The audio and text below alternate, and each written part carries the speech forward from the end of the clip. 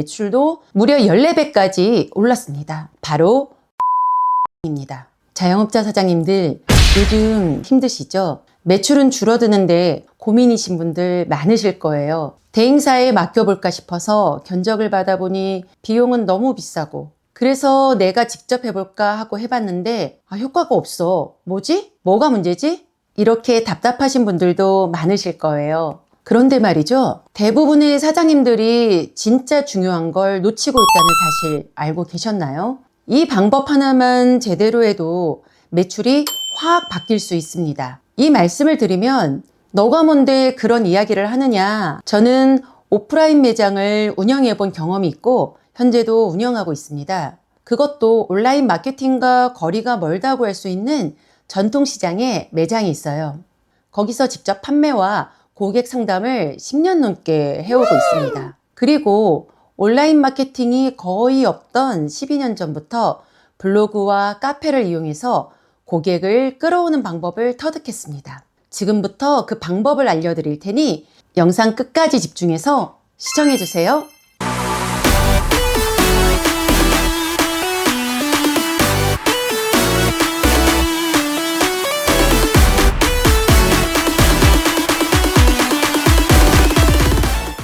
안녕하세요. 이름씨입니다. 여러분, 보통 마케팅이라고 하면 뭔가 대단히 복잡하거나 대행사를 써야 한다고 생각하시잖아요. 그런데 문제는 많은 분들이 가장 기본적이고 중요한 이 방법을 제대로 활용하지 않고 있다는 거예요. 기본적인 이 방법이 뭐냐? 바로 블로그 마케팅입니다. 이 영상을 보시는 분들 중에서 이런 분들도 계실 거예요. 뭘 모르는 소리.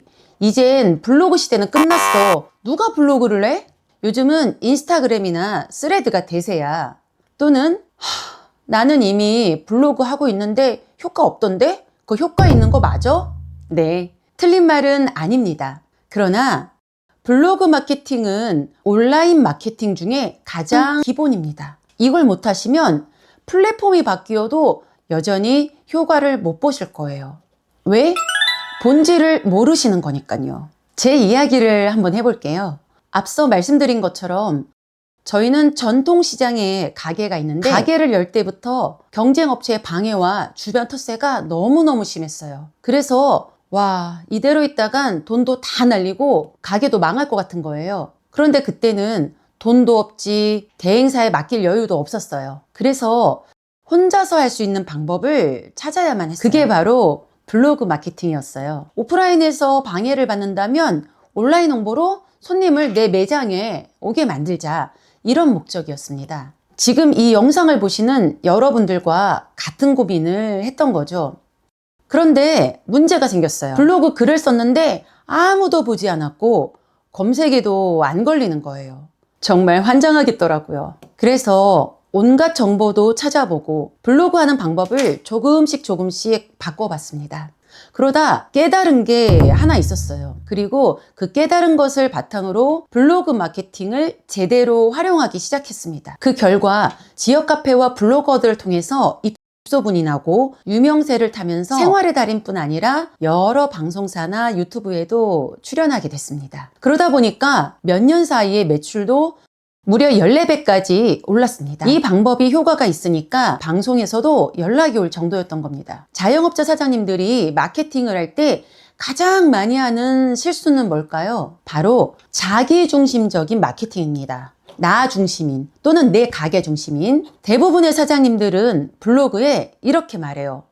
우리 가게는 맛있습니다. 30년 전통에 부모님 때부터 이어서 했고요. 예약도 많아요. 그런데 고객은 그런 글을 읽으면서 이렇게 생각합니다. 그래서 뭐 나한테 무슨 도움이 되는데? 고객은요, 단순히 가게를 홍보하는 글에는 관심이 없어요. 고객의 문제를 해결해 줄 정보, 고객이 궁금해하는 내용을 원하는 겁니다. 제가 깨달은 것이 바로 그 점이었어요. 아, 사람들이 원하는 정보를 써야 하는구나. 내가 하고 싶은 말이 아니라 고객이 찾는 내용을 써야 하는구나. 라는 것이죠. 자, 예를 들어 볼게요. 방화동에서 두 분의 사장님이 블로그를 운영하고 있습니다. 두 분 다 식당을 하신다고 해볼게요. 김 사장님의 블로그 글은 이래요. 우리 가게는 맛있어요. 20년 전통의 가게예요. 메뉴가 다양해요. 또 어떤 글은 내가 이번에 여행을 갔어요. 거기 식당에서 어떤 음식을 먹었고 여기는 맛집이에요. 뭐 이런 글들이 있어요. 자, 박 사장님의 블로그 글은 이렇게 적혀 있어요. 방화동 아이와 함께 먹기 좋은 식당인 저희 땡땡땡은 아이들 메뉴도 함께 준비되어 있습니다. 라는 내용의 글이 있고요. 또 다른 글에서는 가족 행사를 위해 별도의 룸이 있는 매장을 찾으시나요? 방화동 칠순잔치 식당으로 유명한 저희 땡땡땡이는 프라이빗하게 식사를 할 수 있는 별도의 룸이 있습니다. 이런 글이 있어요. 그럼 고객 입장에서는 누가 더 와닿을까요? 누가 더 나를 위한 정보를 제공하는 것처럼 느껴질까요? 당연히 박 사장님이죠. 이게 바로 고객 중심의 블로그 마케팅입니다. 지금 제가 너무 당연한 이야기 한다고 생각하시죠? 그런데 사장님들의 거의 대부분이 본인 매장, 사업, 서비스에 대한 글을 이렇게 안 쓰세요. 다 김 사장님처럼 쓰세요. 그러면 어떻게 해야 하냐고요? 방법은 간단합니다. 고객은 늘 검색합니다. 자신이 가진 문제를 해결할 답을 찾기 위해서요. 구체적으로 알아볼게요. 첫 번째, 고객의 문제 또는 욕구를 먼저 파악하세요. 내 가게에서 고객이 불편함을 느낄 만한 점은 무엇일까? 가장 많이 받는 질문이나 불만사항은 무엇인가? 이런 것을 토대로 파악하시면 좋습니다. 두 번째, 검색 키워드를 활용하세요. 고객들이 검색하는 이 키워드가 바로 고객의 문제이자 욕구와 연결되어 있습니다. 그리고 이 키워드를 블로그 제목과 본문에 적절히 넣습니다. 세 번째, 문제를 해결해 줄 수 있는 포인트를 블로그 글에 작성하세요. 우리 가게는 맛있어요 대신 아이들을 데리고 와도 걱정 없습니다. 유아 메뉴와 놀이 공간까지 완비되어 있거든요. 이렇게 말이죠. 네 번째, 고객 후기나 실제 사례를 적극 활용하세요. 나는 그래도 우리 가게 맛있어요 이걸 넣고 싶어요 하신다면 사장님의 주장이 아닌 한두 명의 의견이 아닌 여러 고객의 후기를 모아 블로그에 올리면 신뢰도가 급상승합니다.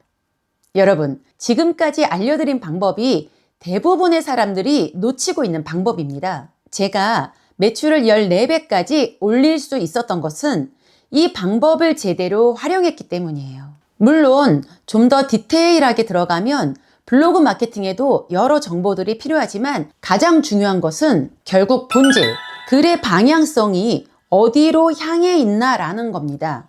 오늘 영상 보시고 지금 여러분들의 블로그 글을 다시 한번 검토해 보세요.